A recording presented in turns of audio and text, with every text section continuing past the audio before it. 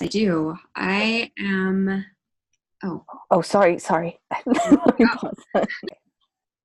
we are so excited that you're here. I've been thinking about this all week and getting really excited all day um, because I think it is a really courageous thing to write. And I think it's an even more courageous thing to share your writing. And so just the thought that you writers are here to share the thing that you created is it's just a total honor to me that we're going to get to hear some of the stories that have come out of this class that we've had together, and that we get to just be witness to each other's stories. So I am so excited. For anybody who is here who has not been part of our class, this is the end of a 12-week writing class called Mind to Tell. And all of the writers have been at work each week, practicing their craft, honing their writing, sharing feedback with other writers to be able to tell the stories that they maybe have felt hesitant to tell or like they needed courage to tell. And I've just been totally floored at just the honesty and the bravery of the stories that have come from this class. So I'm super excited for us to hear from everyone. And we'll just go through the list that we've got here of names. So when it's your turn, we'll let you know who's up now and then who will be coming up. And then we'll just bring you on screen. You can share the title of your piece and any sort of introduction. I know some of the pieces we're hearing tonight might be excerpts from larger projects. So if that's the case, you can let us know. I will just set one ground rule that there's no apologizing for your work. If you're reading, that you come here, you say, this is the story that is mine to tell. And so don't apologize and don't minimize, because the work that you've done is really important and we are just here to celebrate that with you. And since we don't have an audience in person to be able to applaud and cheer, we will do that in the chat and know that we are cheering for you as you read your work. Oh yeah. And I think the chat is a great way to do that. Maybe we can wait until a person is done reading, and then any comments or just yays you want to give. And people that are here visiting, you'll see you also have access to the chat. Just make sure where it says to, you can click on that little blue arrow and just make sure it says to all panelists and attendees. Yeah, because otherwise, if it's just to all panelists, it will only come to us too. Yeah. And we'd love to hear what you have to say, but so would everyone else. Yeah. Okay. Is there anything else? Any questions? Any questions? I mean, this is the first time we've done this, so we're all in this together. Yeah, I'm excited to see this. Okay, so for the lineup that we have right now, we have Annie. Are you feeling brave enough to go first? The list that we have is in alphabetical order, so you can kind of guess where you're at. Do you have Angie? Do you see her? Yeah, Angie is just listening tonight. Okay, great. So we'll have Annie, and then Donna, and then Emily. You're on deck after that. Okay, and then I'm going to switch it so it's just the speaker view, so you won't see either of us while we're reading. So I'm going to change that right now. Okay, so Annie, I'm going to bring you on.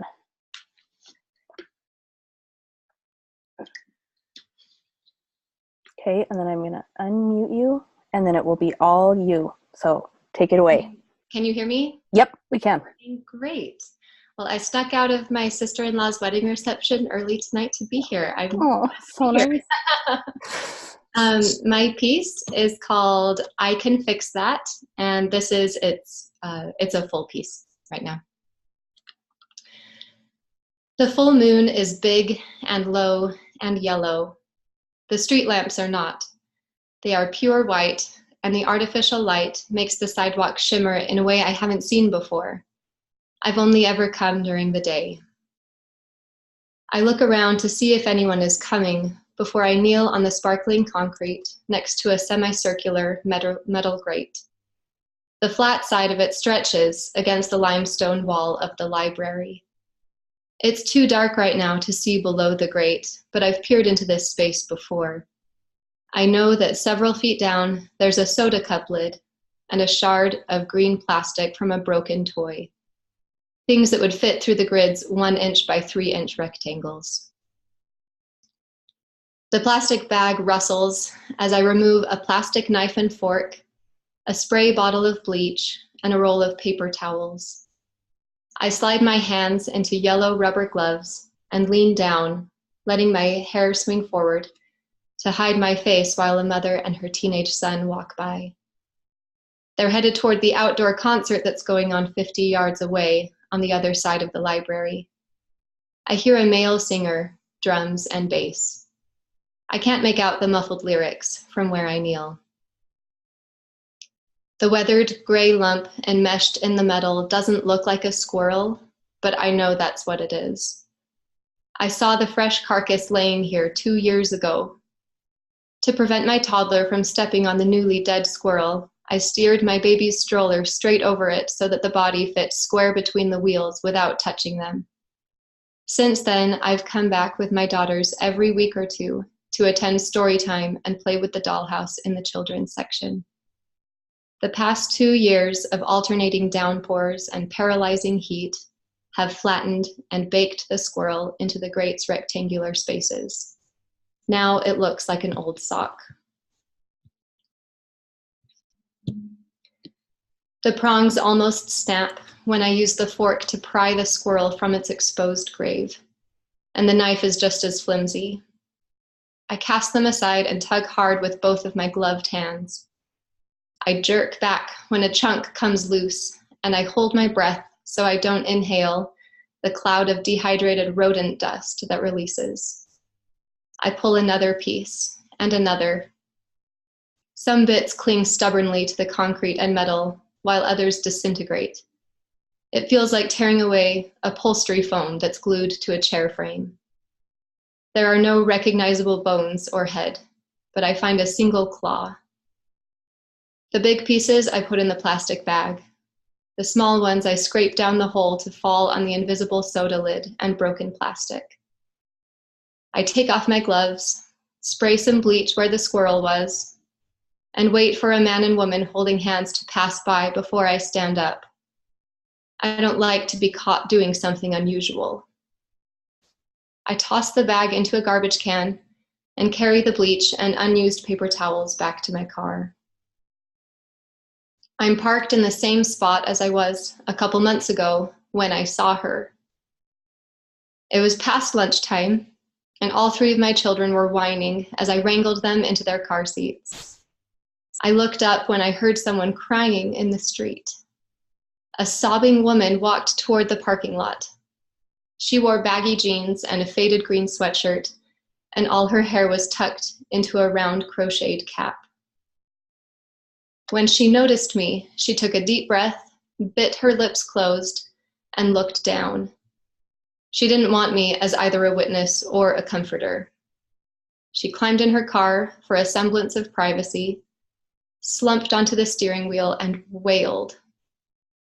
I wasn't sure if I should look or if I should turn away from her, so I did one and then the other. Ignoring her felt wrong, but interrupting her felt worse.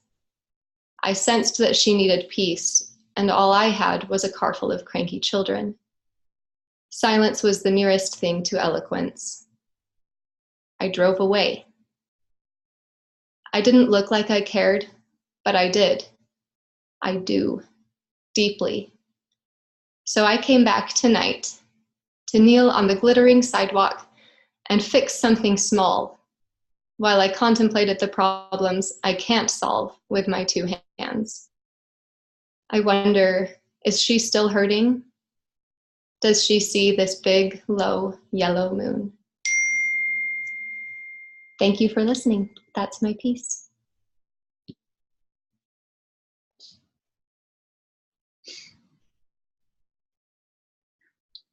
Wow. Thank you for sharing that.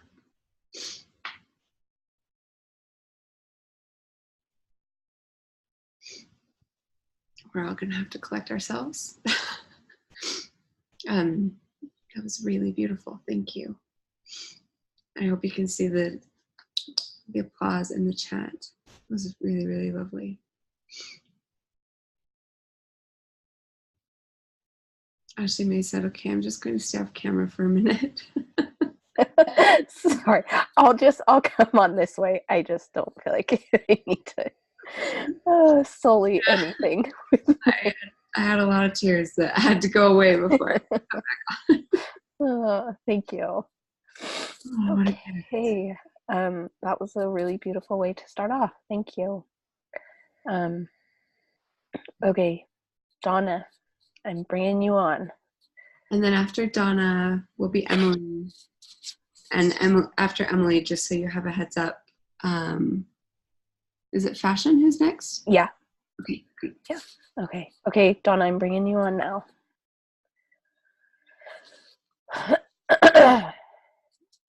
Okay, and then let me unmute you. Okay, let's see if we can hear you. Do you want to say something? Can you hear me? Got it. You're here. Okay. My piece is called Stages, and it is currently a complete piece. I subtracted some things thanks to the good feedback that I received from both of you. So here it is. Over the years, the older women I sat with in church were cut and replaced, plucked from the pews by death or a serious illness that made it impossible for them to attend church. I got to know and love many of them, sometimes painting nails or curling hair when arms could no longer be raised high enough to get those old-fashioned brush rollers in. I spoke at some of their funerals. It wasn't a church calling or a duty. They were my friends, my church girls. One Sunday, a replacement older woman sitting next to me was dozing during the sermon. Her nicely made-up eyelids were closed, pink, blushed, wrinkled cheeks puffed in and out as her breath made a soft, purring sound. Being a nurse, I often did a quick scan, color, appearance, work of breathing, which gave me a clue into their health status and sometimes their age. I noted her makeup looked expensive and skillfully applied, a matte type of foundation recommended by many websites that claim to know what is best for women over 50. As I took inventory of my sleeping pew buddy, she opened her eyes and said to me in a voice made gruff by either a lack of having someone to talk to, laryngitis, or by years of smoking cigarettes. "Why do you sit with the old ladies all the time?" It sounded like an accusation. "I'm going to be old someday too," I said, sounding defensive. I didn't consider myself old, even though I was in my 60s.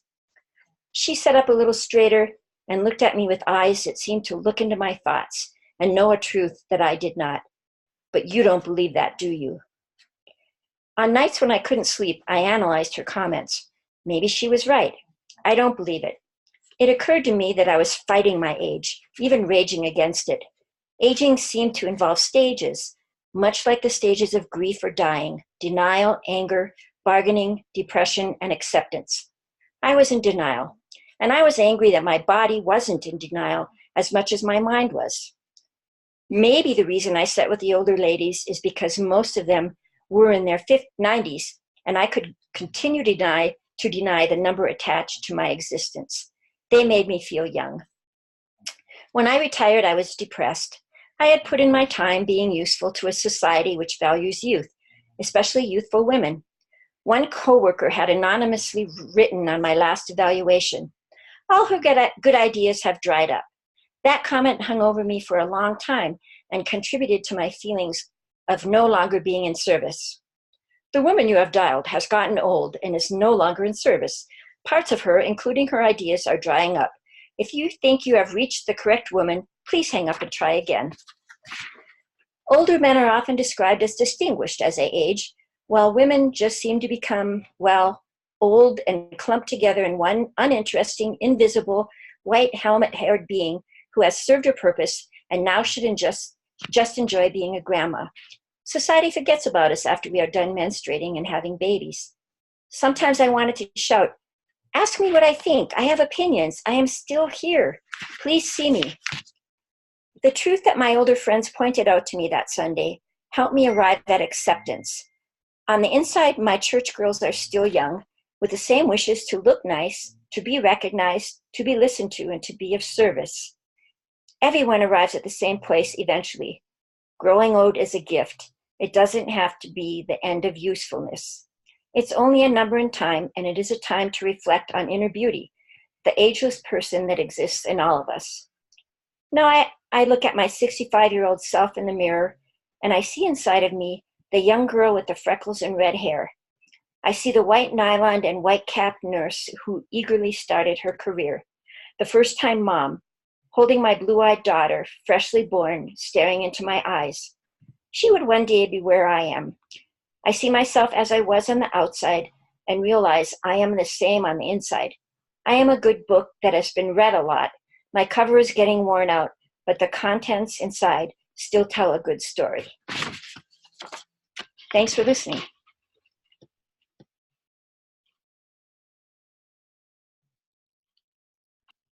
That is just so lovely. Oh, I wish that there's little moments when I laughed that I kind of wish we had everybody's laughter there, because like so beautiful and like with this lightness that was just a treat. Thank you. Thank you so much. I'm still not coming on camera for a minute. But Donna, I hope that you find lots of places for people to be able to read that. Yeah, it's so lovely and so important. Are you going to make it through this? No, I actually might not. I honestly might not. Oh my gosh. But I bet I'm not the only one. So No. I just, I try my best. Yeah. No, thank you for keeping it under control. Okay. Emily, can we bring you on? Or So Emily, and then Fashion, and then did Janae say she wasn't?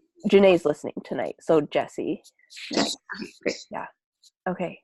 So Emily, I'm bringing you on.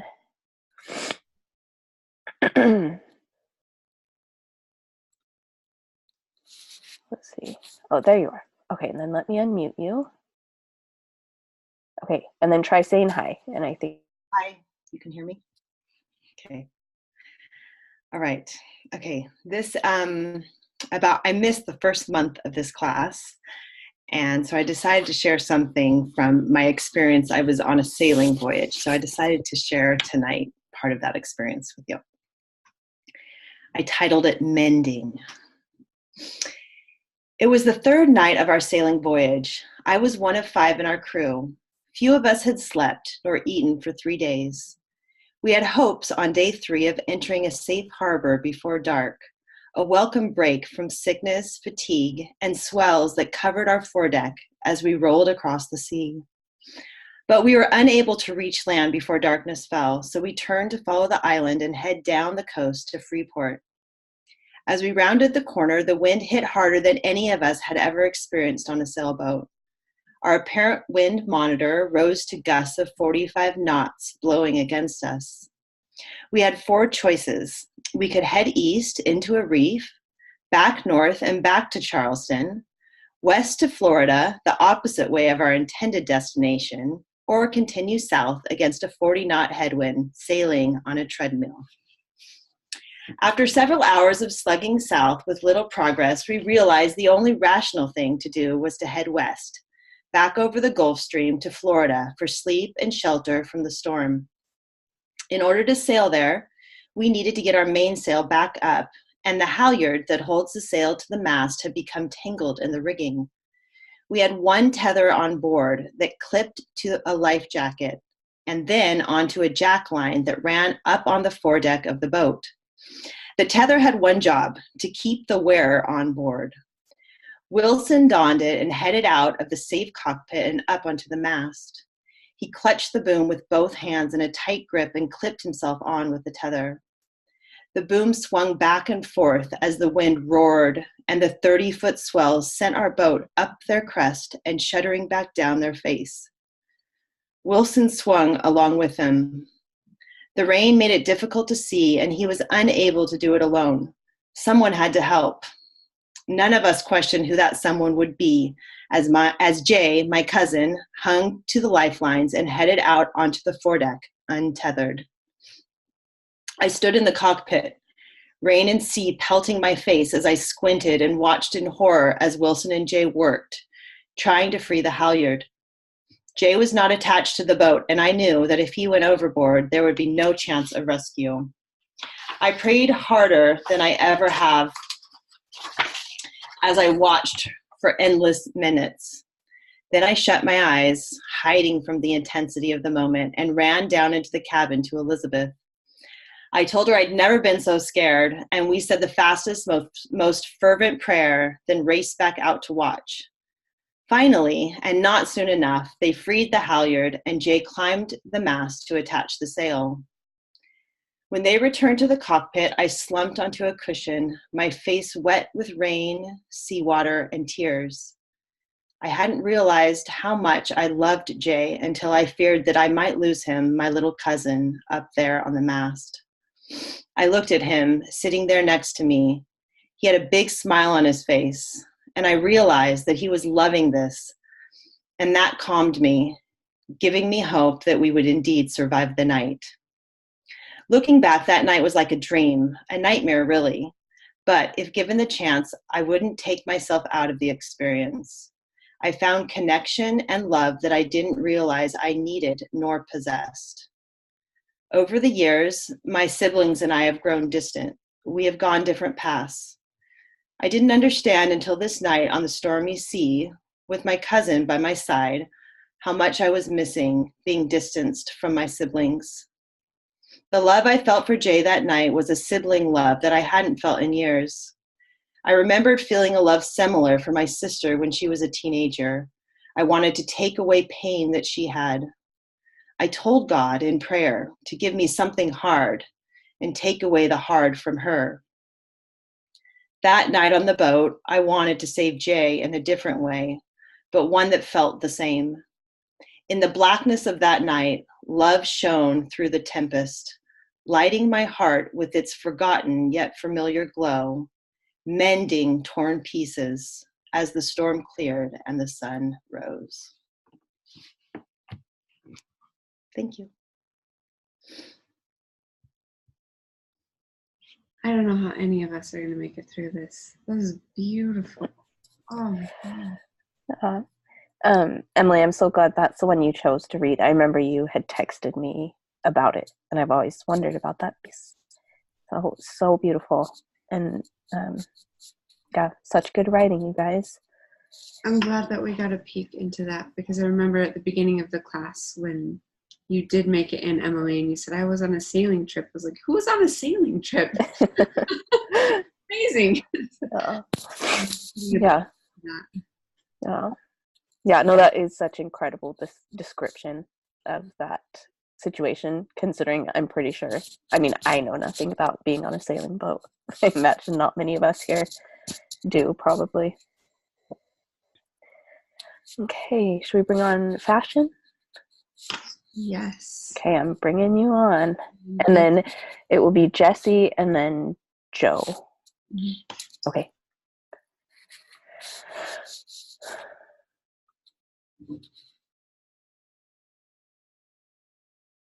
Sorry, it seems to be taking just a minute. There you are. Okay. Okay, let's say something and we should be able to. Yep, there you are. Awesome. Perfect. Okay, this piece is entitled Evolution of the Pathology is Incomplete. Our family sat around the antique oak dining table eating another delicious meal that Mom cooked for us. Green chili, refried beans, and fried tortillas, all from scratch. Us kids followed my dad's lead in saying how delicious the food was. Then the mood suddenly changed when my mom reached to serve herself a second helping, and my dad teased her for it, saying, "Geez, Porky, you're really eating more?" Hearing this brought up conflicting emotions. One part of me always tried to make excuses for my dad in these moments, telling myself, "Oh, he's just joking." But then sometimes I'd catch the look of humiliation in my mom's eyes and sadness would flood my heart. One day, not too long after that, dinner, I sat on the school bus after school looking out the window at Kayla's butt. It wasn't big like my older brother and his friends had said just a few days earlier while joking and laughing about it. I was confused about their ideas of physical beauty, but still, I thought my brother's friends had to be the coolest guys in the world. My eyes moved to her face.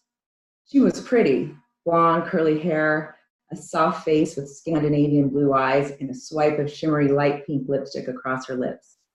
I didn't get it. Why would they say those mean things about her? If Kayla couldn't make the cut, then I didn't have a chance. I looked down at my thighs pressed against the vinyl bus seat. Too big. I scooted forward so my feet could touch the floor. I pushed my toes into the floor and lifted up my heels. There, that way they looked thinner. I looked back out the window as we waited for the middle and high school kids to finish getting on the bus. I looked around at different girls, wondering which ones were pretty and thin enough for my brother's friends. That's where I'd be next year, in 6th grade, with the middle schoolers. It wasn't until 9th grade when I began to have the analytic capability to understand that beauty was a societal construct. It was one day during math when I heard Lamar Hendricks, a charismatic and handsome 10th grader, say, "Dude, that girl is thick. She's so fine." As he spoke, he was staring at our voluptuous classmate, Gina Lopez, while she walked out of the classroom. I was confused. Did he really just say that a female who is thick could be considered attractive? I thought to myself, forget them white boys. The end. The end for now.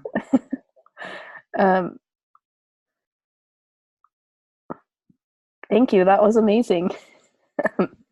I love that it's the end for now. Oh, because I was just there ready to hear more and more. Thank you so much for sharing that.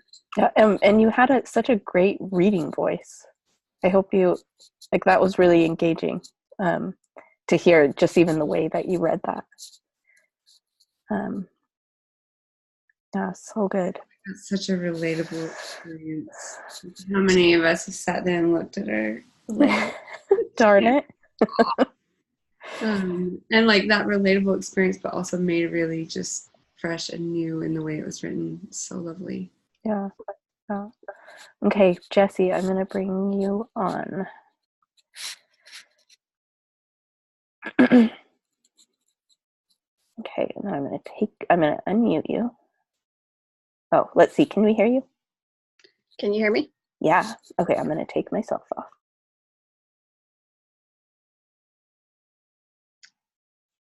All right. The title of this piece is Breathing Lessons. And I'll just go from there. Inhale and exhale. Simple enough, right? In a perfect world, maybe. I have spent a great deal of my life trying to learn how to get enough oxygen. Sometimes physically, often emotionally and psychologically. I have asthma. I've had it my whole life. I have memories in pieces of not being able to breathe when I was little. I have filled in the gaps of my own memory with a combination of stories my parents told me and my own experiences of having an asthmatic child. A long, long time ago when I was little, adrenaline was the most common rescue method for an asthma attack. Keep it that way. I grew up watching my dad struggle with severe asthma. I remember him setting up his breathing machine. Nebulizer is the actual term for that device, but I was a kid, so he used it when he couldn't breathe, thus breathing machine. His was the size of a generator and just as loud. It was also a color known as avocado green. I was born in the 70s, so harvest gold and avocado green, everything, baby. Dad would sit at the kitchen table, breaking the ends off glass vials of albuterol and mixing it with the saline. Loud sound of the machine turning on. Now it's all pre-mixed in plastic ampules, and nebulizers are smaller than lunchboxes. Almost silent and all off-white or dark gray. Not being able to breathe, however, is still terrifying. My son was barely 2 when he had his first asthma attack. Seems like emergencies always happen in the middle of the night, and this one did too. I rushed him to St. Mark's emergency room, the closest one. I checked in at the desk. I was panicked. The nurse told me to sit down and wait. This was my first experience as a parent in a hospital setting. I didn't know how to advocate then like I do now. I was 19 years old, married, and had 2 children under the age of 2. I didn't know anything, so I sat down and waited. Something most people don't know about asthma is that getting air into your lungs isn't the problem. The problem is that you can't get it out. You are literally drowning in air. While it's true that you cannot get more air in, it's because your lungs are already full. Ironically, the most common thing said to someone having an asthma attack is calm down. It would make more sense to say, I get that you're suffocating, but could you do it in a more relaxed way? You're really stressing everyone out. Rescue treatments have evolved over the years, from adrenaline to Xopenex and Solu-Medrol. They are still bronchodilators that open the airways and allow carbon dioxide out and oxygen in. They also increase your blood pressure and pulse. Your heart pounds and you shake. It wasn't until I was older that I realized that's why my dad's knees always shook. It looked like a nervous tic or a habit, but it was involuntary because of the medication he took. His asthma was severe. He used a rescue inhaler multiple times every day. I wish it had been enough to rescue him. That night in the emergency room with my son, I sat and waited like I was told. This went on for hours. Every 20 or 30 minutes, I would ask the nurse again when we would be seen. The first few times she blew me off with, we'll get to you when we get to you. Everyone here has an emergency. Then it got personal. She asked if we even had insurance. I rummaged through the diaper bag and pulled out the current month's Medicaid card and handed it to her, trying to comply. The look on her face as she rolled her eyes and said, Medicaid. Of course you have Medicaid. As I've already said, sit down and wait. We'll see you when we see you. I didn't know what that feeling I was experiencing all those years ago was. Now I do. I felt judged, humiliated, and afraid. She made it clear that we were less than. We were not people, we were Medicaid. My son couldn't breathe, and we were in a hospital full of doctors who weren't helping him because I had failed him, and we were on Medicaid. I sat in the crowded waiting area with my sweet, innocent baby boy. His beautiful blue eyes were huge with fear as he looked up at me, gasping for air. I held him closer as the tears ran down my face. An older woman crossed the waiting room to the vending machine and returned with a can of Coke and sat next to us. She spoke kindly to me, saying, caffeine can sometimes help their little lungs a bit. I held him and she used the lid from his bottle to drop Coke into his mouth. We did this for about 10 minutes. It's when I noticed that he looked paler and felt heavier in my arms. I started crying harder, my sobs catching in my throat.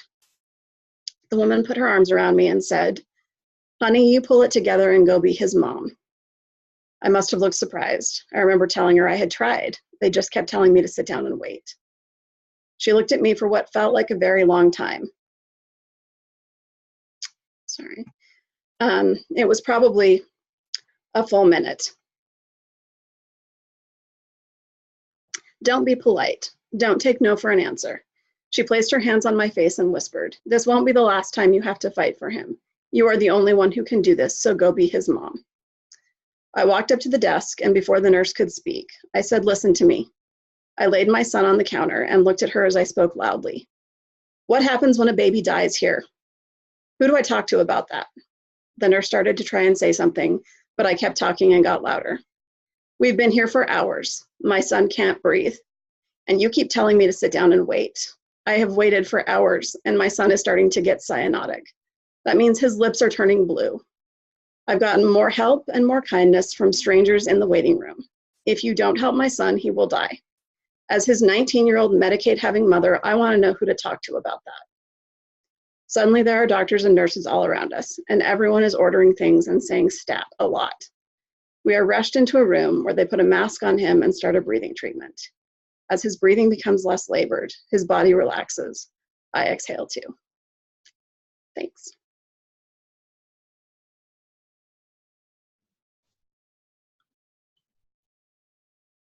Neither of us are going to be able to. No, darn it. Sorry. Thanks for coming on, Kathy. It's so good though. Oh, man, I was like holding my breath. I've read quite a few of your pieces because you've shared several that have been published, and I am amazed at your breadth of like your ability to write about so many different experiences with what's the word I'm looking for? Confidence is not the right word. Like I'm trusting what you're saying in so many different scenarios. Okay. Yeah, and I feel like that one also needs to be read. I mean, I actually, we can talk about this at the end, but I would love everyone who's read, if we have your permission to kind of post this so people could rewatch it, because I think this is such important work.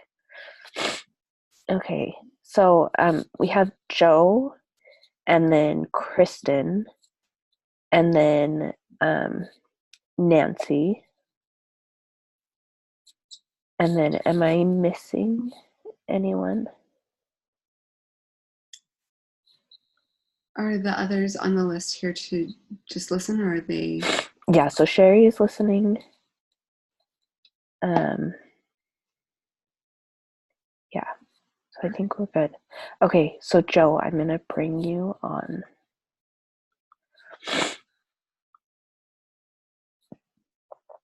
I'm gonna just stop this video. Okay. Okay, Joe, go ahead and speak. And Can you hear me?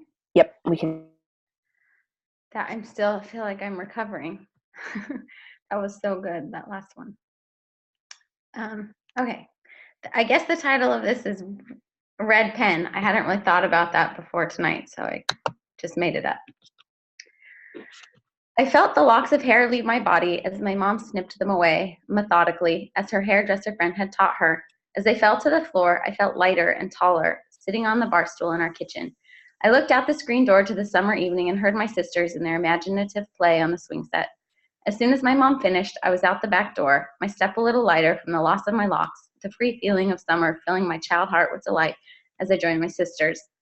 We played until the sun sank and our parents called us in, where we devoured freshly cut watermelon my dad had placed on the table. He too was methodical, carefully slicing the fruit into equal-sized pieces and removing every black seed. As a child, I thought this was a practice in patience and stillness. I loved him for it because it meant I could consume watermelon as fast as I liked without concern for seeds. In high school, I would bring my English papers to him. My parents' bedroom was across the hallway from mine, and in the evenings I could find him paying bills or reading a book at his desk. I placed the essay on the desk, hopeful that he would be impressed. He would mark it up with his red pen. I would return to the computer, make the edits, and bring him a new, hopeful draft, which he would subsequently mark up with red pen. We would repeat this process until I was either too hurt or bored or tired to continue. My sister tells the story of giving him her final project for her freshman American Heritage class, a paper she had worked on for weeks. The semester was over, the project already submitted and graded, but he still marked it up with a red pen. She laughed it off, but I felt the sting on her behalf. Recently, while visiting my parents, my 11-year-old son Eli brought out his tidy and organized school binder to show his grandparents some drawings he had done. I could see anticipation on his face as he presented his cartoons and sketches. My dad sat in a big leather chair with Eli attentively at his side. When they finished looking at the drawings, my dad scoured the binder, turning the pages one at a time, and came across an essay Eli had written for health class. As my dad read out loud, he raised his eyebrows and offered corrections to Eli's work. "Oh, I think you mean," and "the correct spelling here would be." I had to get up and leave the room. Now, when I watch my dad cutting watermelon, his eyes intent and focused, I see him trying to control it, trying to make imperfect things perfect. For years, I believed in a God like my dad. Each Sunday, I would present myself at church, and my version of God would mark up my soul with red pen, all the ways I should be better, all the things I needed to fix.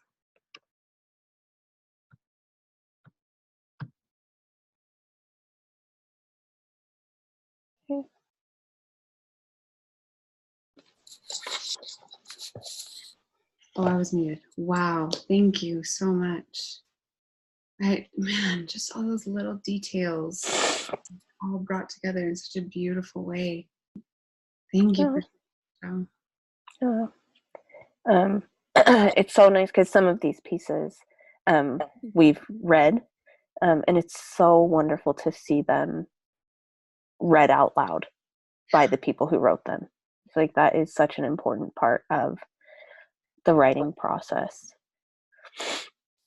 And especially thank you guys for writing about really hard, vulnerable things. Yeah. Like I don't think anything that has been written here is without meaning or trite or even easy. So thank you.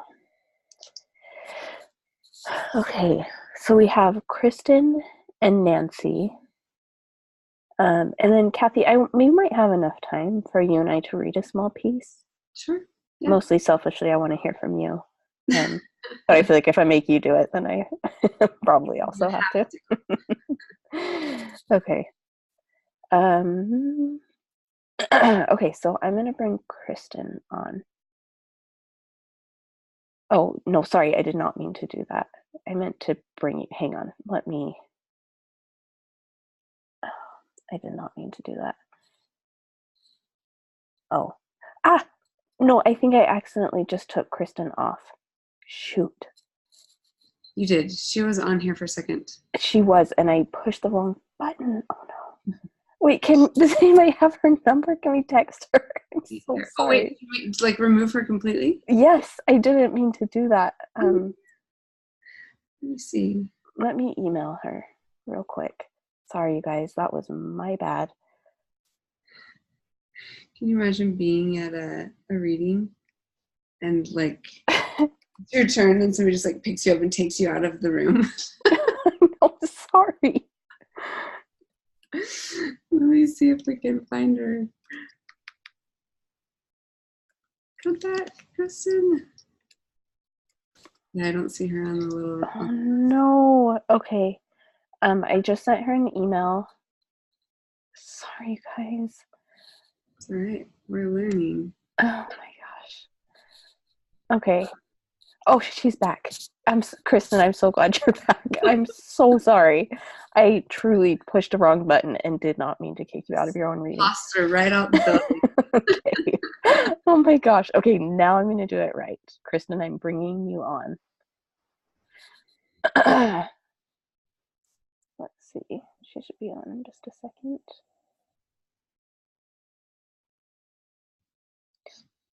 Oh, you're not planning to read. Oh, sorry. Oh, all right. Okay, just reject that I just tried to bring you on.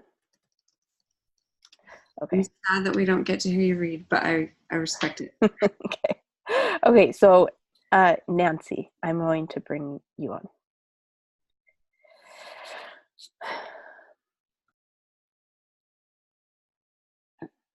Okay, and then there you are. Okay, I'm going to unmute you. Let's see if we can hear you. Can you hear me? Yep, we've got you. Okay. So I have a short essay, and then I have a couple of poems maybe that I'll try reading too. My essay is really rather short. It's called The Snowstorm. There is a grief inside me, so potent, so poignant, it's palpable.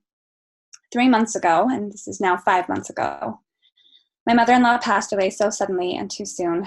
She was not particularly old or frail. She had a simple cough, then pneumonia, then sepsis, and then, within a week, she was gone. On the one hand, I have felt that this is what needed to happen, that she needed to leave us, that we needed to experience her loss. On the one hand, I have felt an overwhelming sense of peace. But on the other hand, I can feel the sadness, a weighty emptiness sitting inside of me, as surely as I can feel my heart beating within my chest or my stomach mulling over a mid-morning snack. I can feel the grief inside me, and I fear it will never completely go away. My children and I watched a winter storm roll in. The black wall came hurtling towards us until it attacked, swarming our window with angry pellets of ice. Just as we'd gotten used to the bluster and fury of the storm, it plunged us into an eerie hush, having exchanged ice pellets for gaudy flakes of snow, which quickly and thickly clung to everything in sight. Blades of grass poked out of the snow, a million tiny hands crying for help. Soon every last one of them was silenced, drowned in the frigid deluge. Then, as suddenly as it struck, the storm rolled on to wreak havoc elsewhere, leaving us with nothing but a shrouded lawn and a mocking blue sky. Everything is fine, the sky said. The storm is over. It's time to move on. But we can't move on, not like the sky can. The sky returned to its old brilliant blue the minute the storm passed, but not us. We have changed. The storm is part of us now. It buried us almost instantly in a blanket of heartache and confusion, which we will only be freed from drip by agonizing drip as the sun works its magic. But even then, even when our heads are above the water, we will not be free of the storm, for it will trickle down to our roots. There we will lap it up, thirstily drawing it into our very being. So you see, we will never be free of the storm. It beat us down and then nourished us. It made us kinder, gentler, stronger, and it will always be a part of us. And then I just have a couple of short poems. This is called Rain Shadow. Prevailing winds and constant storms seem hard and cruel until you realize nothing grows on the leeward slope. Can't talk today. And this one is called Object Permanence.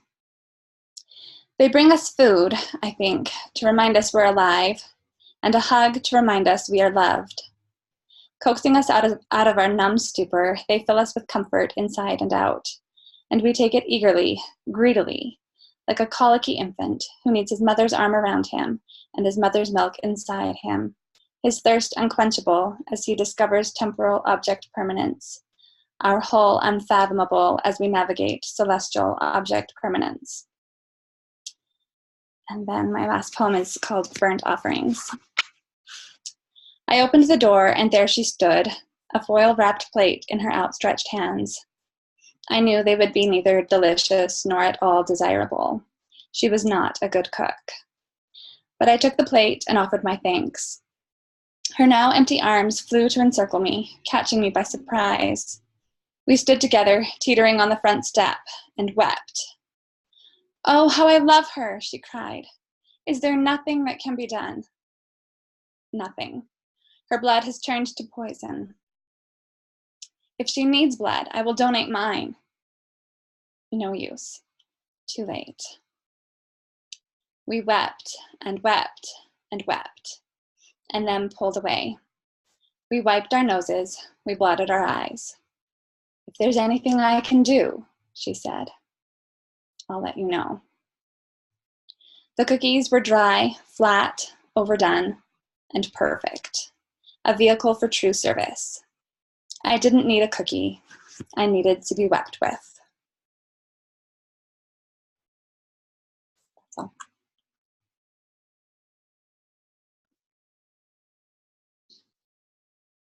Oh, wow, Nancy. Man, wow.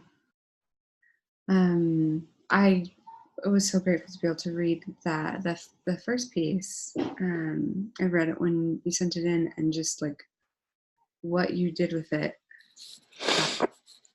And just, I mean, there was already something that was really strong there, and you just took it and made it even stronger. I'm just like, what an honor to be able for us to be able to hear that. Thank you. Oh, thank you so much. Okay. Oh, I should put my video. Okay.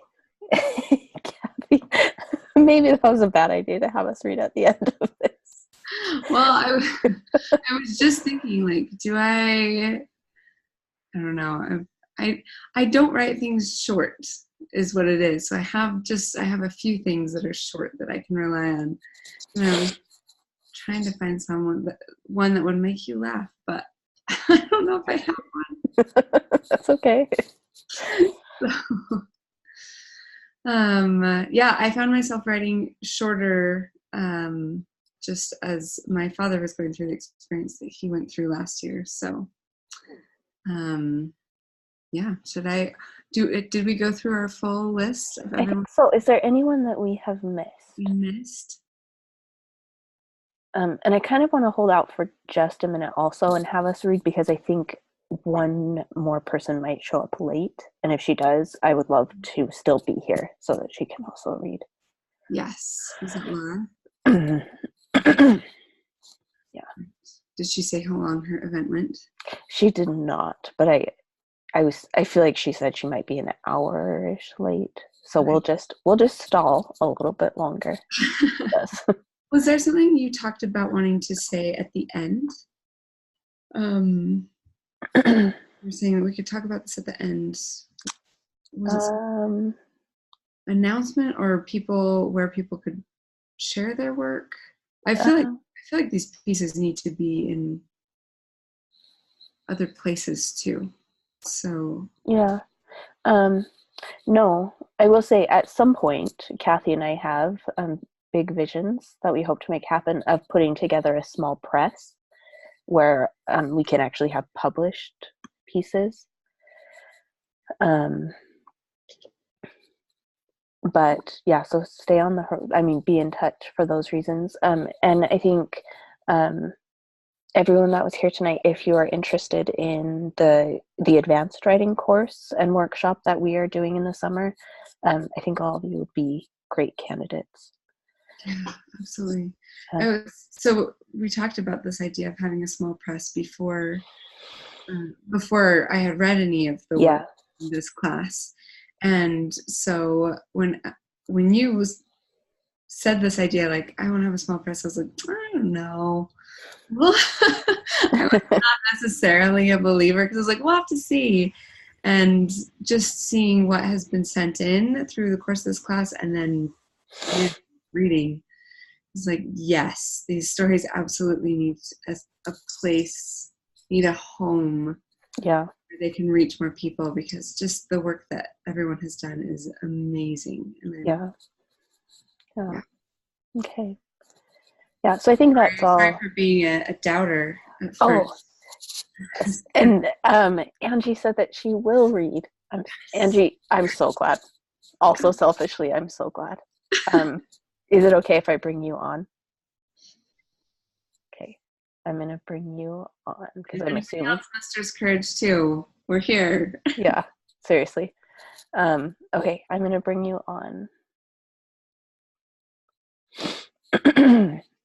Okay, and then I will unmute you. Yay, I'm so glad you're here. Oh, let's see. I think we still can't hear you. I think it might be on your end. Now? Yep. There. Okay. Yeah. Everyone's giving me courage. This is not easy for me to do.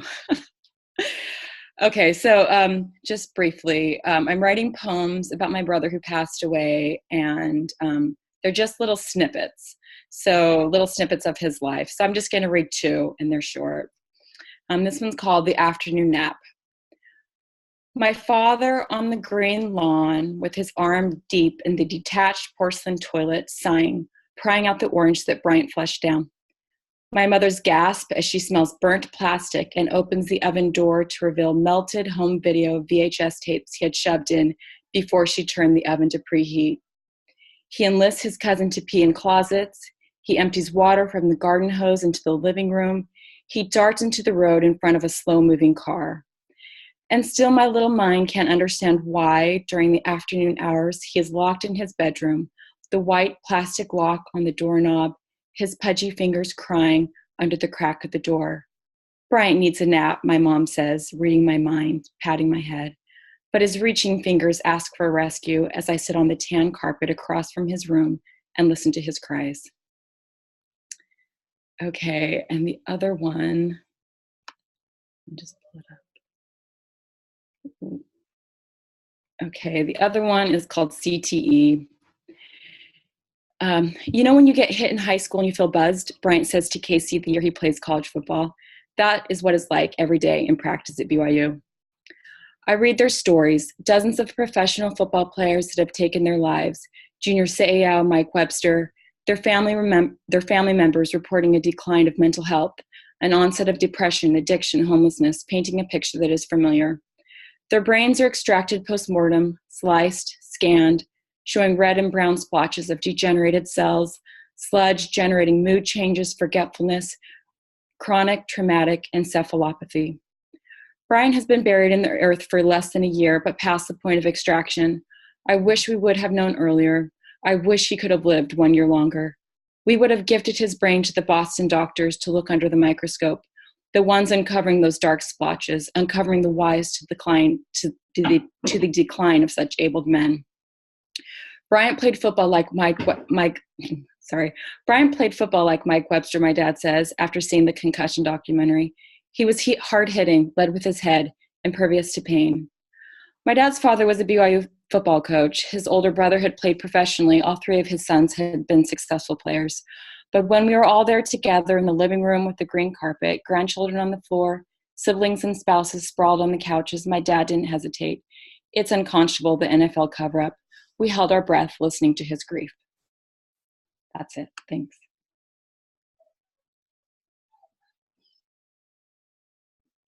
Oh, my heart. Wow.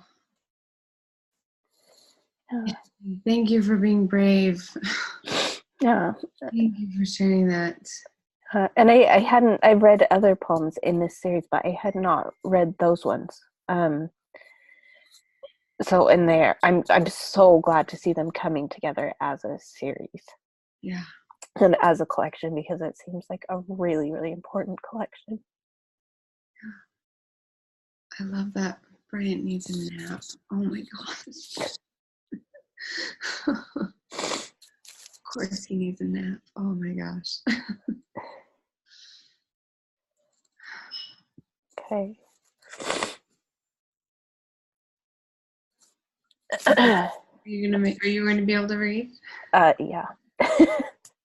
Yes, I am. Oh, and Rachel Hunt is here. Hi, Rachel. Rachel is here all the way from China. Yeah. Which also, Rachel, if you are feeling up to it or brave enough, we would love to have you read a few poems. Because Rachel is also a writer. So let me know if you're up for it. No pressure. You might like that. Okay, good. Yes, Rachel Steamboat Hunt. There she is. Actually, Rachel, would you be up for if we just brought you on right now? Okay. Yes, I feel like this is such a treat. I'm very excited you're here. And I have no idea what time it is in China. Hi, Rachel. Okay. Hi. I had to figure out how to unmute my microphone. And the door that I'm in has it. Yeah. Shut the door for just a minute. Yeah. I wanted to join earlier, but I forgot. My daughter had a performance at her school that was at the same time. Oh, that's okay. I got back, but I'm really grateful that I heard those last set of poems. I love that this reading is spanning continents. Yeah. It actually is. Yeah. I was so happy when I looked at the time because it's my morning. It's like 10 a.m. Oh, it is. Oh, good. Yeah. Okay. I have our book right here. Yes. So maybe I'll read something from it. Yes, please do. Okay, I'm going to take myself off so you have the stage. Okay. Okay. Okay. I wasn't prepared for this, so I don't really know which ones I'll read yet, but I'll find a few.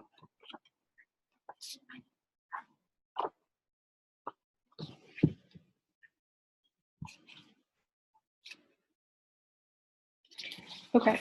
So this first one that I'll read, I got asked to be on a panel on Mormon poetry that was a play on the very commonly read at church sacrament, Mormon church sacrament meetings, about how there's only one set of footprints in the sand when Jesus is carrying you.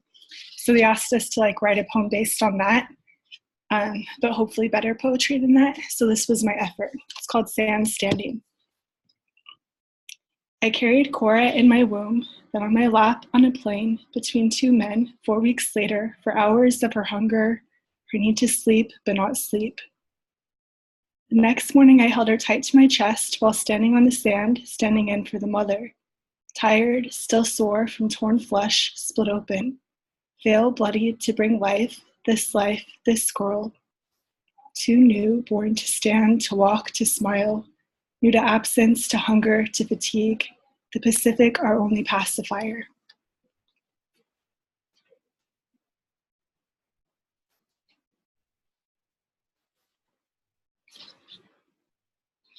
Cocoon. The mother wanted to wrap a cocoon around herself and become a butterfly, but she was a dragonfly nymph crawling out of calm water onto a stem to shed her skin, perching shyly on the ledge before knowing she had changed. Chrysalis. Maybe she had been a butterfly too, maybe before that a caterpillar and a chrysalis, losing every part of herself, her eyes, her hands, her memories, her heart, before turning into something new. And I'll just do one or two more.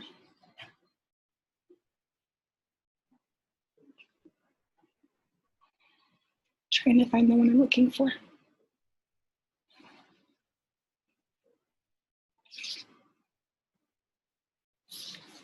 This is not letting you put in the phone.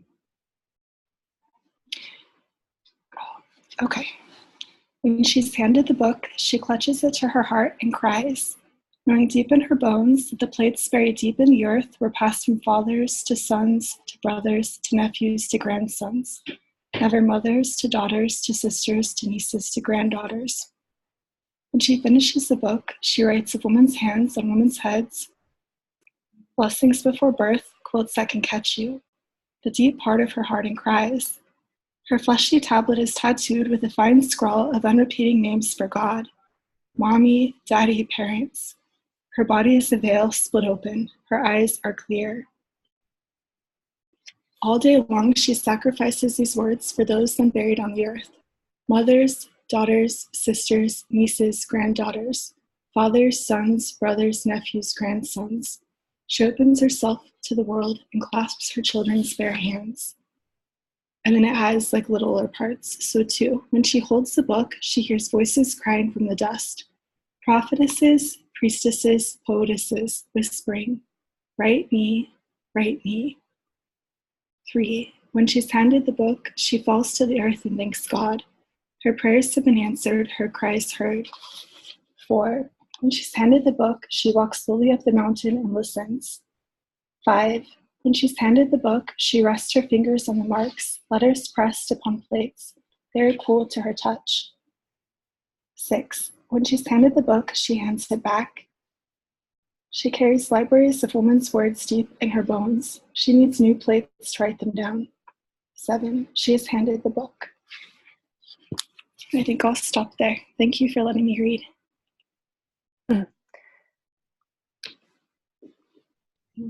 Rachel, thank you. So wonderful. And I will never tire of hearing you read. Thank you. So lovely. And Kathy, I feel like maybe our plan to stall for a minute worked because I see Laura is here and I see Lindsay is here. Would either of you like to read? Good. Lindsay said yes. Okay. Okay, Lindsay, I'm going to bring you on. And then Laura, awesome. Okay, I'm so glad. Great.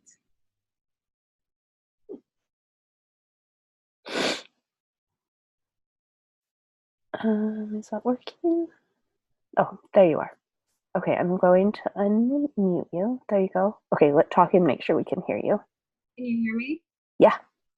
Great. Okay, the stage is yours. I'm going to go off. Okay. So I've been on the road. I just barely arrived at my parents' house, so I don't know what the protocol has been. Yes. So go ahead and just introduce your piece however you need to. If it's an excerpt, you can let us know. The one ground rule is that you just don't apologize for anything you wrote.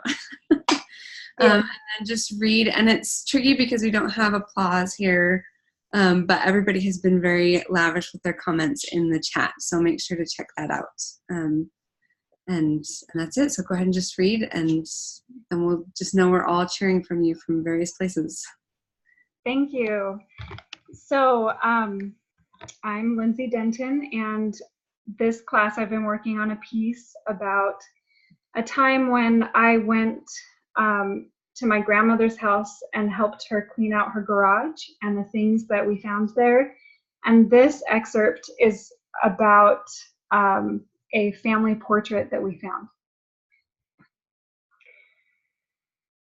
A large frame was wrapped neatly in enormous sheets of paper and fastened in the middle with a single piece of masking tape, like a minimalist present.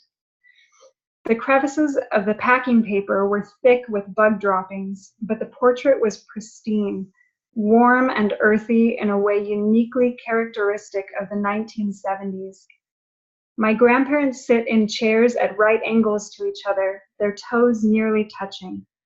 Their 4 teenage children are flanked behind them, and standing between his parents in the center of the picture is their youngest son, just 5 years old, with his hand stuck adorably in one of his too-high suit jacket front pockets.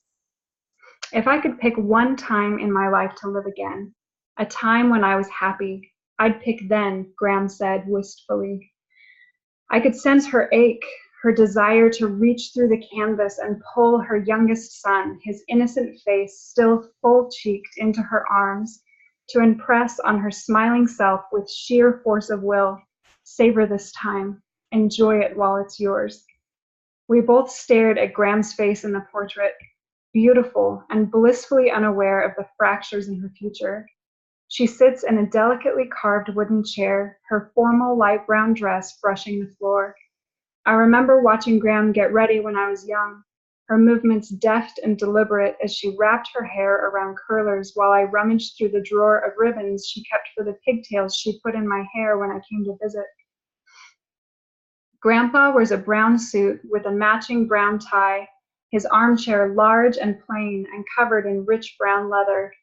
He has the look of a handsome movie star gone a bit soft around the chin and the waist. When I was small, he would walk in the door for Sunday dinner, and I'd run at him full tilt, legs pumping, and launch myself at him like a pouncing lion cub.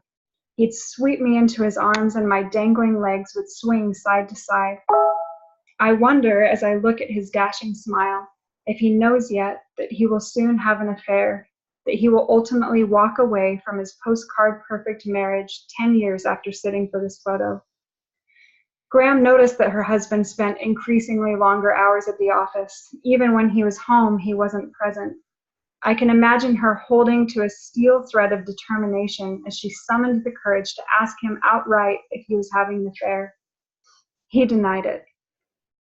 But she knew, in the way that women know. She hired an investigator, and the cool relief that she wasn't crazy flowed over her burning sense of betrayal. I can picture the set of her mouth as she handed the envelope of evidence to my grandpa, pictures of his car parked at his receptionist's house, of her standing silhouetted in the doorway wearing a bathrobe, of him climbing into his car in the dark.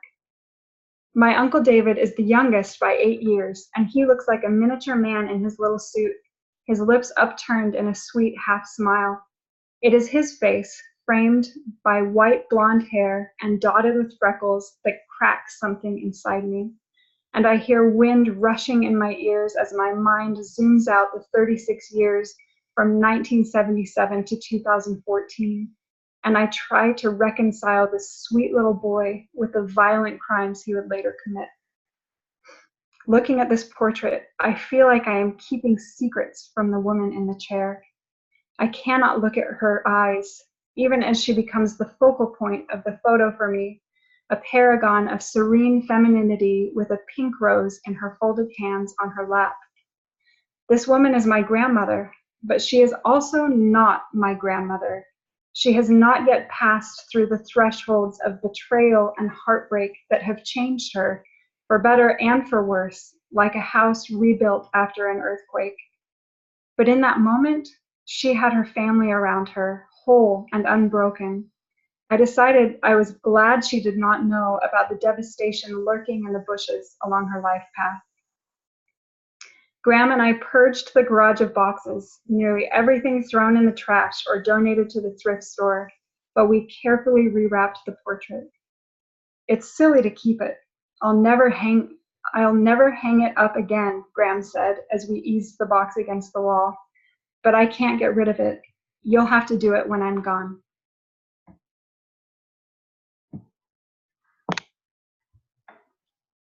Holy cow.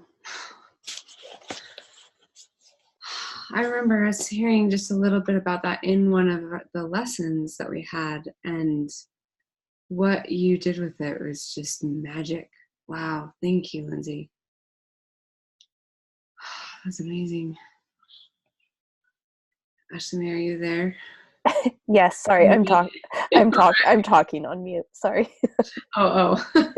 Just talking to myself in my room. Over there crying. Also that. Okay, thank you. I'm so glad that you were able to show up and make it. Okay, and then and you guys, I hope I'm sorry, it will come on video. I think that so many of these pieces are ready to be sent in for publication. Yes. To places.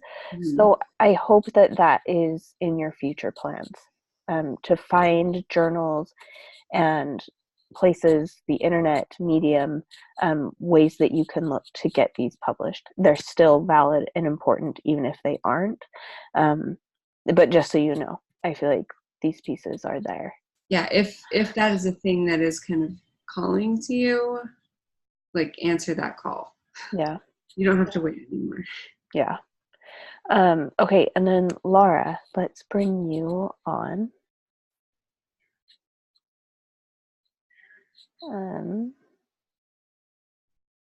I'll give it just a minute. There you are. Okay, and I'm going to unmute you. Let's see, can we hear you? Yeah, can you hear me? Yep, we've got you. Okay, the stage is yours. All right, thanks for letting me squeak in late here too. I'm in the middle of a work trip and just got back to my hotel.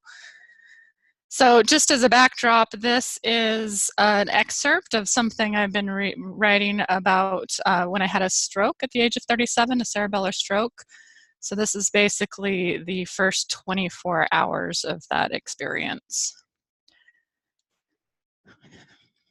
I'm standing at my dresser, choosing tomorrow's work clothes. I will leave them in the hall so I can sneak out quietly in the morning to dress and begin my early morning commute into DC. My baby girl plays at my feet, happy to be near Mama. I suddenly feel weak and dizzy and lean heavily on the dresser, dropping whatever I'm holding, socks, underwear.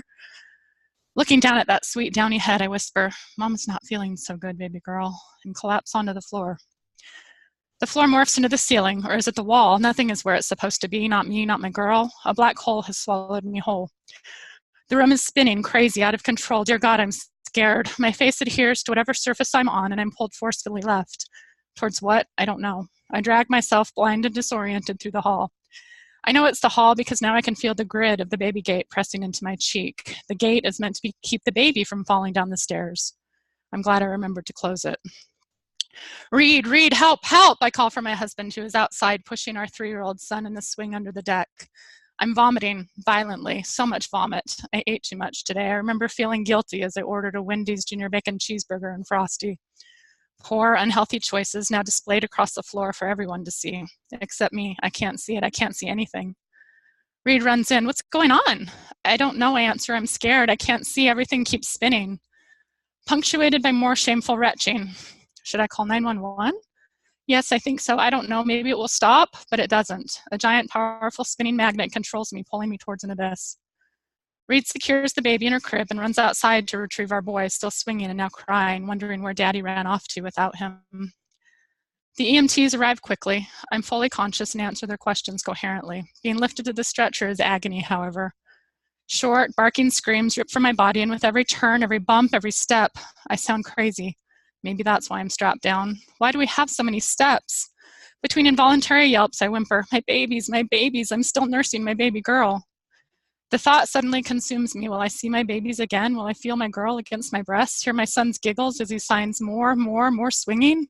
What's happening? Am I dying? Am I dead? Answers do not come quickly. For 24 hours, I'm poked, prodded, tested, and tortured in the ER. No one cares that I can't nurse my baby. My saturated breasts swell and throb. After much begging, someone finally brings a pump.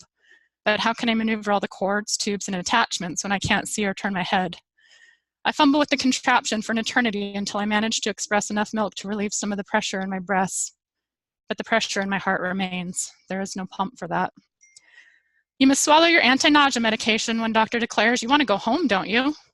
Another shares an anecdote about astronaut Alan Shepard, who suffered extreme dizziness and nausea due to fluid buildup in his inner ear. That's probably what's going on here. And later, he walked on the moon. You'll be fine too, but you need to take your pills. Embarrassed and angry that I can't accomplish even this simple task, I think, if I could swallow the damn horse pills without heaving them back up, wouldn't I have done that already? Besides, I don't even know what you look like. I can't see you. How could I possibly be ready to go home? I'm not ready to go home. But why? Why can't I just go home? A neurologist arrives and orders a CT and an MRI. My sight slowly begins to return while I wait indefinitely in the hallway for tests. I manage to take a selfie. Me, in my hospital gown, laying on a gurney in semi-darkness, vomit matting my hair. I still can't turn my head. It takes a long time to post the photo with the quip. This is my day. How's yours? That's it.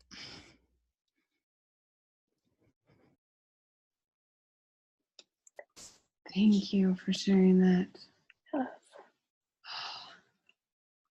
It's just, I just want there to be a book of that. I'm just right there with you. Thank you so much for sharing, Laura. I'm so glad that you made it. We stalled in hopes that you would make it, and I'm glad that you did. Yeah. Thank you. And I see actually one more person has come on. Laurie, I don't know if you would like to read, if you're ready to read, but if you would like to read a piece, we would love to have you. Okay, Laurie is on, and then I think she may be our last one, unless there's anyone else. No, Laurie, we're so glad you made it. So I'm gonna bring you on.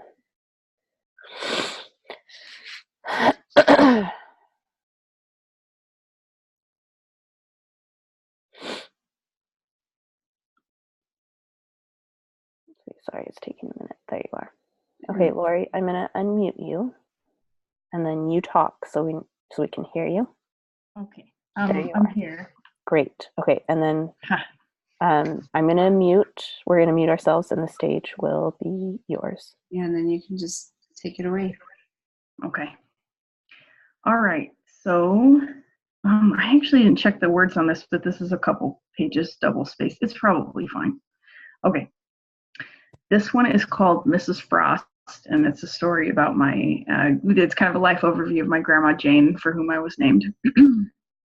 You were born Rizba Jane Gibbons, but never went by Rizba because you hated the name. One of my favorite stories about you as a child was the time you and your sisters went to a church dance.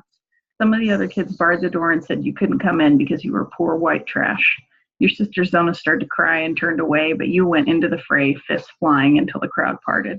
I can imagine that triumphant gap-toothed smile even now, 100 years later.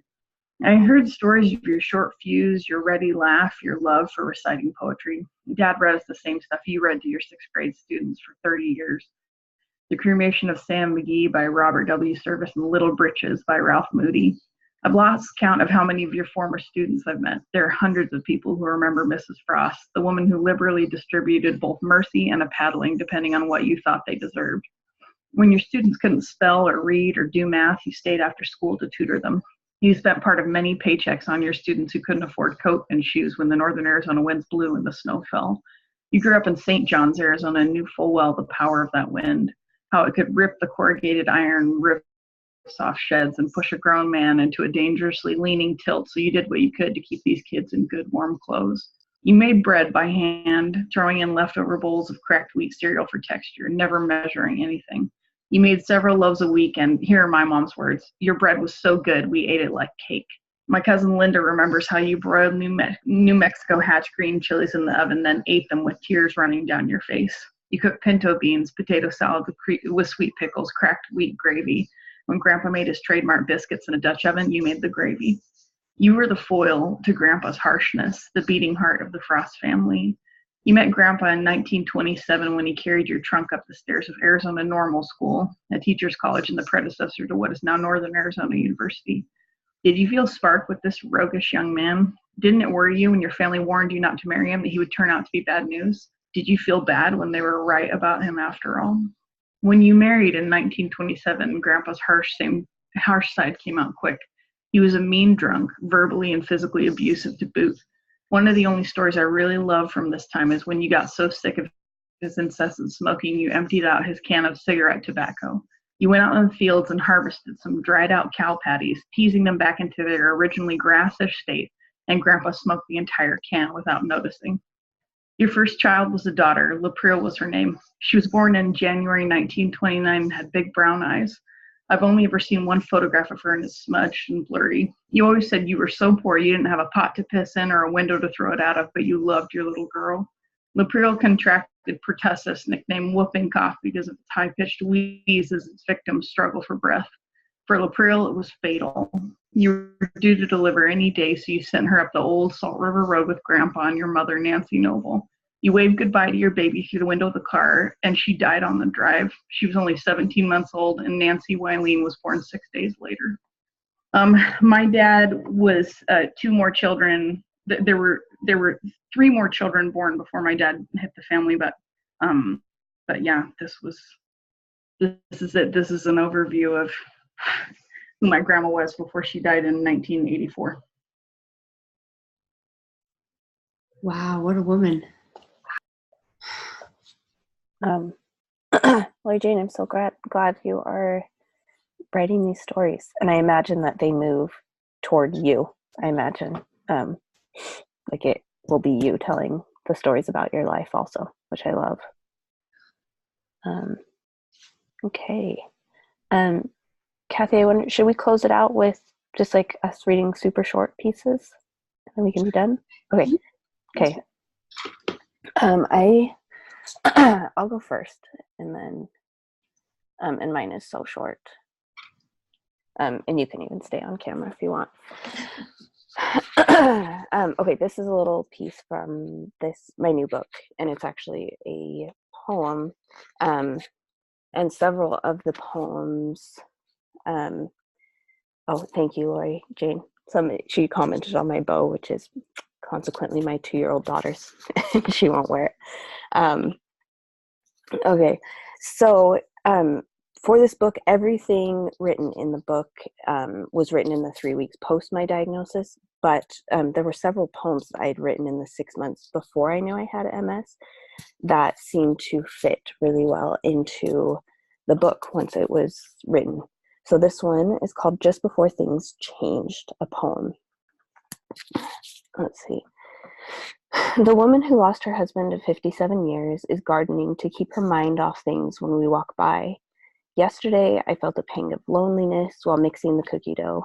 It was unwarranted. I have everything, but it fluttered around still, looking to take flight. 2 children climbing a tree in the front yard, one napping in her crib, her arm around the soft white bear. The woman who is gardening and gardening is not like me, and is. The wisteria will bloom for us regardless. The snap peas will continue their wild ascent. The waves down at the ocean will tumble and polish everything they wash up against. We will blow out birthday candles and wonder who it is we could have been. But we are here now, both of us and all the people in between. The world is as lonely as a snowy egret out on the swampy water, and as tender as the running of sandpipers following the water in and out, their feet barely making prints in the sand. Here we are in it, our hands in the dirt, planting seeds for the future, baking warm cookies for children when they decide to come in. So that is my piece. And I might just take myself off video. Oh, lovely. I'm glad I got to hear it. Don't go. Thank you, Lori. I think anyone who gets to have you cry over their work is a better person for it. So. Thank you, guys. Okay, I will read this short piece that I wrote when I went to, I went with my father to one of his appointments, one of his chemo appointments. My father just finished his 3rd round of chemo for pancreatic cancer. I got to sit with him during his appointment last Friday. The port that delivers the chemo to his body sits on the right side of his chest. The tiny tube runs under his skin, through a vein, up over his collarbone, over to his left side, where medication can be delivered next to his heart and dispersed with the next heartbeat. Because it delivers medication straight to his heart, the port needs to not get infected. On Friday, my father sat in a big chair and I sat in a smaller one in our corner of the cancer unit, separated from other patients by a curtain. A ponytailed nurse in a white top and blue scrub pants came through the curtain and said hello. Her first task was to access the port. She wheeled in a little metal table topped with supplies and began her sterile preparation. Watching her work was like witnessing a tiny orchestra. First, the gloves folded over at the wrist. Oh, I have visitors.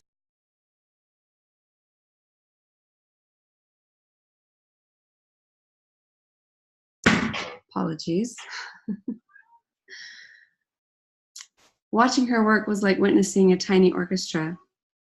First, the gloves folded over at the wrist so she could put on both without the gloves' outer surface touching her skin. Then she unwrapped each tiny piece of equipment, sterilized in plastic packaging. She laid each piece on the tray one at a time, and then twisted the attachments and little tubes all together in what seemed a specific and expert combination. Then she stepped to my father's chair and asked if he was ready. I had never met this woman before. That morning, she had woken up and gotten dressed and driven to the hospital, and I didn't even know she existed. And years before this moment, she had decided to attend nursing school, trained for however many years were required for her to now carefully access a chemo port. I had never seen this woman before and may never see her again, but here she was, caring for my father. How many nurses in how many hospitals were twisting together sterile tubes that would deliver medication right next to their patients' hearts? How many people designed those tubes, tested them, manufactured them, transported them, stocked them in the cabinet before the nurses set them on a metal tray? The nurse stepped away for a minute and then returned with an IV bag that she hung on a hook above my father. I watched her in awe, this stranger who had so carefully made sure my father's port did not get infected. How many people moved the world forward? The nurse pressed buttons on the IV machine that someone had designed.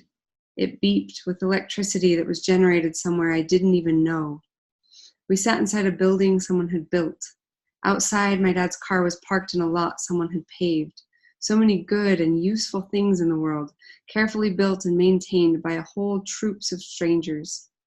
I sat in my chair, grateful for my father, grateful for all the people whose effort and time and expertise give him a greater chance to heal, grateful for every single person who gets out of bed and does their work that keeps the lights on and the food growing and the stores stocked and the world moving, and grateful for you, for whatever your part is in keeping this thing going, for whatever you add to this world. Thank God you're here. Oh, Kathy, it's so good. Yeah, I remember you posted, I feel like maybe it was a shorter piece of that at some point.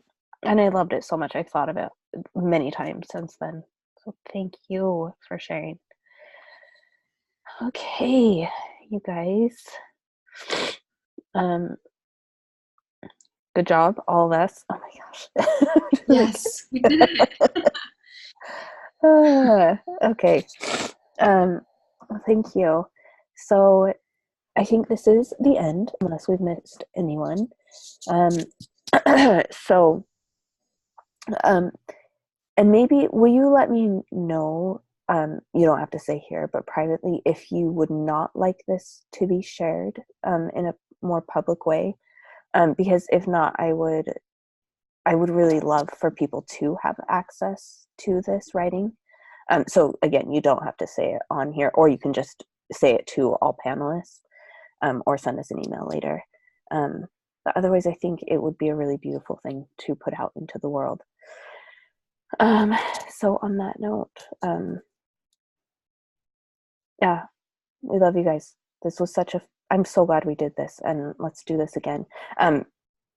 Yeah, so let's all be in touch, and watch for emails about any final things. I think we've done it, but and upcoming classes, if you do want to join us for the next session, we would love to have you. It would be a gift to have your voice in that space. Yeah, and if you are willing, please spread the word about the class, because I believe in it. We believe in it. It's really important. Mm-hmm. So much love to you all, and I think we're gonna head out. Yep. Go write something beautiful. Okay, thank you. Bye. Bye.